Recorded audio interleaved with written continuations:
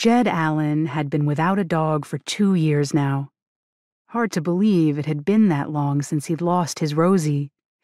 She'd been such a good girl, the best friend and companion dogs were meant to be. An Irish setter with gorgeous deep red hair that required more maintenance than that of most people he'd known. She'd loved to be groomed, just loved it, always with a smile, that girl. And boy, could she ever run. She never wanted to stop. They'd trekked for miles, and she'd worn out Jed long before she'd been ready to call it a day. He'd been a dog owner and dog lover since he was 5 years old. That was the year his folks had given him a puppy for Christmas.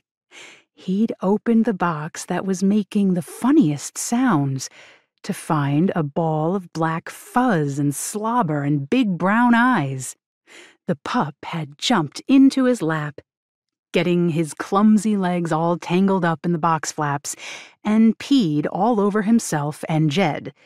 He and his parents had laughed and laughed before cleaning it up. They hadn't even been mad. They knew what it meant to take on a dog. As an adult, Jed knew Christmas pups didn't always work out for kids. But he and Sam had grown up together, best friends, him and his big black lab. He'd lost him to old age just after he'd graduated high school. It made coming home from college for holidays bittersweet, sleeping in his bed without his buddy curled up at his feet. He still hated thinking about it.